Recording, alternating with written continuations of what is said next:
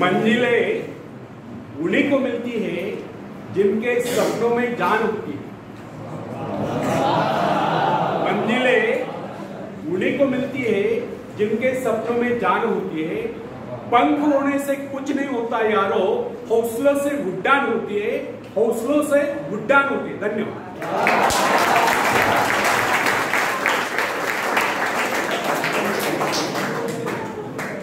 Friends, जिस समय जेन Adams ने कॉलेज छोड़ा था उस समय उसके समूह का एक उद्देश्य था। उसके विषय में डॉक्टर ने कह दिया था कि उसका स्वास्थ्य इतना गिर गया है वो अधिक समय तक जीवित नहीं रह सकती। यहां तक कि उन्होंने उसके जीवन की अवधि अधिकाधिक 6 मास की निर्धारित कर दी।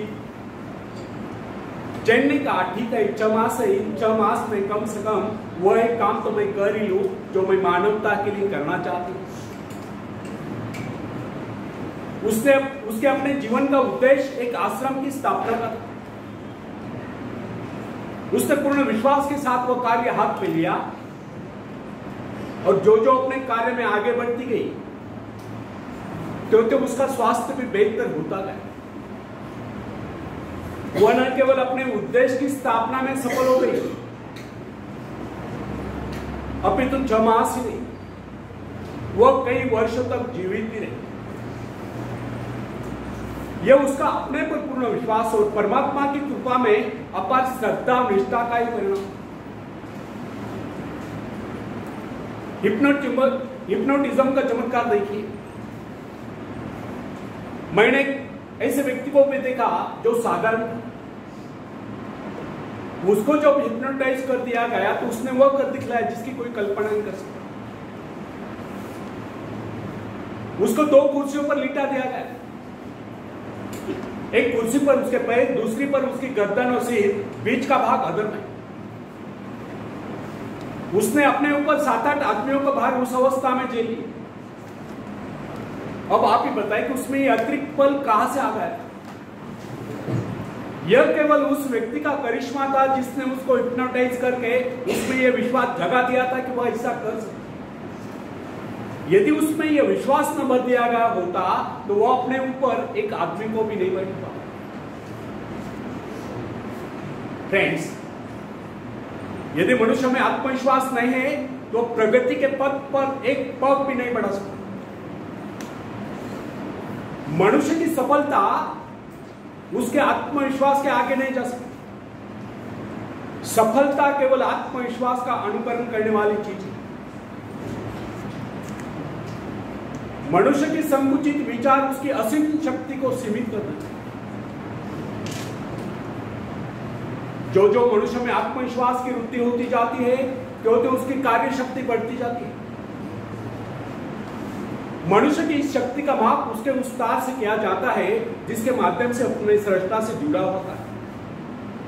यदि उसने अपने आत्मविश्वास का वक्त तार छोटा कर लिया तो उसमें शक्ति भी थोड़े समय के लिए आएगी। फ्रेंड्स, अब्राहम लिंकन के विषय में कोई किसी प्रकार का अनुमान नहीं लगा सकता। वह दिखने में बहुत ही सामान्य सा व्यक्ति,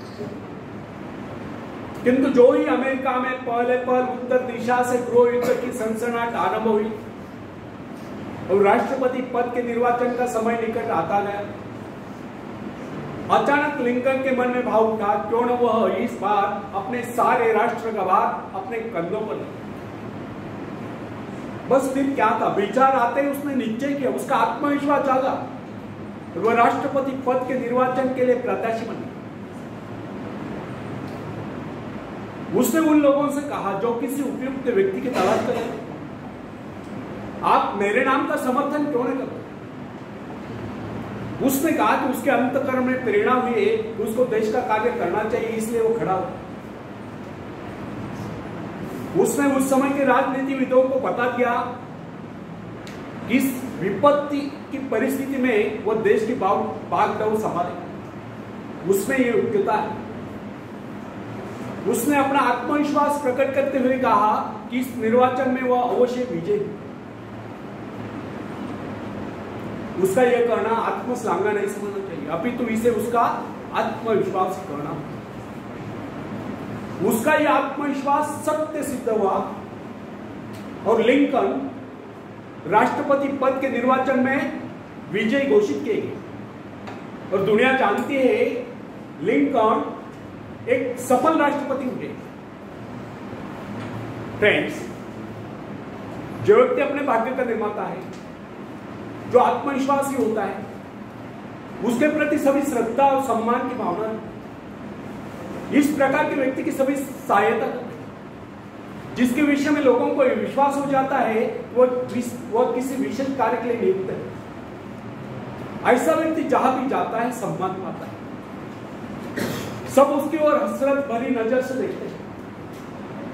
ऐसे लोग जिस मार्ग पर भी चल पड़ते उस पर उनका मार्ग स्वयं में बनता चला जाता है।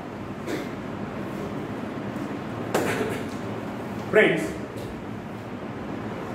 जॉन ऑफ आर्क के भीतर से पुकार है कि उसे अपने देश को शत्रु की दास्ता से मुक्त कराना है, शत्रु की गुलामी से मुक्त कराना है।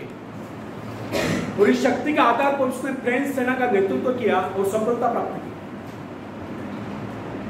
यदि उसमें यह भावना न होती तो उसकी शक्ति मात्र एक सैनिक से अधिक न होती।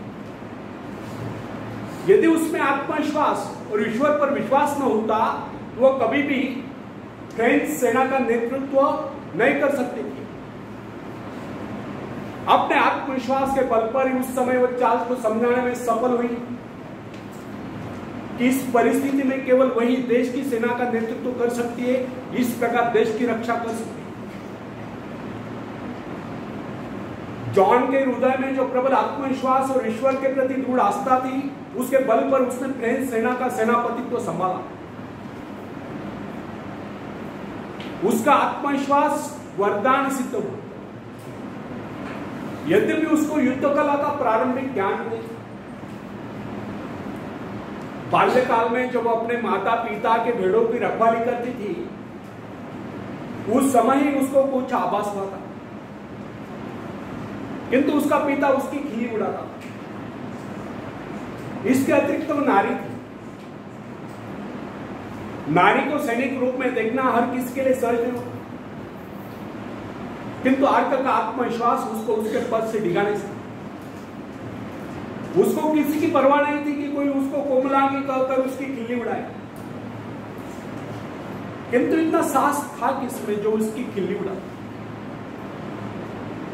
उसका आत्मविश्वास उन सब पर हावी हो गया और उस आत्मविश्वास के कारण एक नारी, एक साधारण सी नारी इतिहास के पृष्ठों पर सदा सदा के लिए अंकित